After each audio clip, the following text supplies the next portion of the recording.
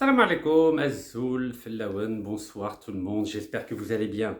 Alors, le sujet de ce soir, c'est l'affaire des visas qui ont été refusés et par l'Algérie et par la France concernant deux écrivains. Donc, vous savez qu'il y a un écrivain algérien en ce moment qui a eu la nationalité française il y a 6 mois et qui est incarcéré à titre provisoire dans un hôpital, c'est-à-dire dans la section pénitentiaire de l'hôpital Mustapha Bacha à Alger. Et il y a aussi un autre écrivain qui est devant vous, c'est-à-dire moi-même, Rachid Nekaz.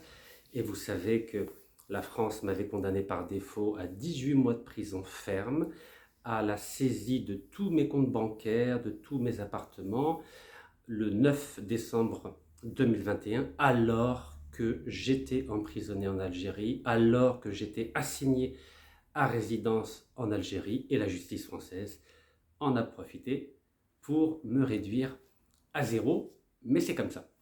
Donc sachez toutefois que lorsque un mandat d'arrêt international avait été délivré contre moi, j'avais donc décidé de me rendre volontairement et librement aux autorités françaises. C'était le 5 octobre 2023.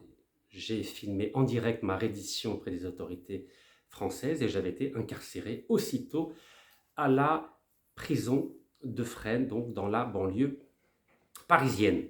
Donc avant de me rendre en France, j'avais demandé à mon avocat, monsieur maître Abdelkader Chohra, de m'accompagner afin qu'il puisse me défendre devant les tribunaux français. Donc il avait fait une demande de visa, donc au consulat. Voici la preuve, hein. Donc il avait fait une demande de visa et vous pouvez lire qu'il y a eu un refus de visa. Voilà, refus de visa qui date du 18 septembre 2023. Vous savez que chaque pays a le droit de ne pas accorder de visa aussi bien un citoyen, un homme d'affaires ou un avocat. Mais quand je vois la polémique aujourd'hui dans les médias français, concernant notamment l'avocat de cet écrivain franco-algérien qui s'appelle Maître François Zimret, je ne comprends pas. Quand un écrivain algérien, et vous pouvez voir les livres ici, derrière moi, donc un livre avec les chefs d'État du G7, publié en 2000, Quel avenir pour l'humanité, notamment Bill Clinton, vous pouvez voir, Quel avenir pour l'humanité. Vous avez un livre sur la dictature Bouteflika, vous savez que j'ai jamais eu peur de parler de la dictature de Bouteflika sous la protection française, under French protection. Ce livre-là, je l'ai écrit alors même que j'étais assigné à résidence en Algérie. Donc, question courage, je n'ai de leçons à recevoir de personne. Et en 97, c'était Splendeur et misère des petits actionnaires. Et on vous écrit d'à côté, sans compter bien sûr, le Voltaire du Niqab, version française, version anglaise. Vous voyez, c'est à cette occasion que j'ai été fiché S par les autorités françaises. Donc, pour parler très prosaïquement et très simplement, l'Algérie a un principe qui est très simple, c'est le principe de la réciprocité.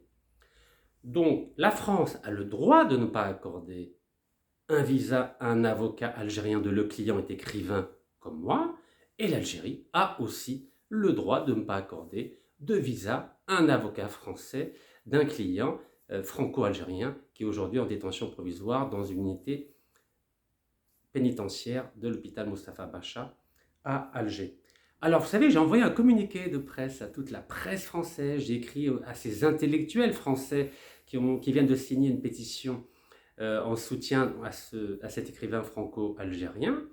Ben, vous savez que aucun journal, aucune radio, aucune télévision française, aucun intellectuel français n'a voulu répondre à mon email et à mes appels téléphoniques. Donc, s'il vous plaît, de grâce, cessez cette politique du deux poids, deux mesures. Je suis autant écrivain que la personne que vous défendez, donc s'il vous plaît, arrêtez de choisir celles et ceux qui correspondent à vos idéaux. Jamais un journaliste français ne m'a soutenu, jamais. Et je suis écrivain aussi, et depuis bien longtemps, depuis 97. Donc, à bientôt, Inch'Allah. Et je ferai une autre vidéo sur l'affaire de cette tribune qui a été signée par 63 personnalités intellectuelles, écrivains, philosophes en soutien à l'écrivain franco-algérien actuellement à Alger. Et je n'ai vu aucun de ces 63 m'apporter leur soutien. À bientôt, Inch'Allah.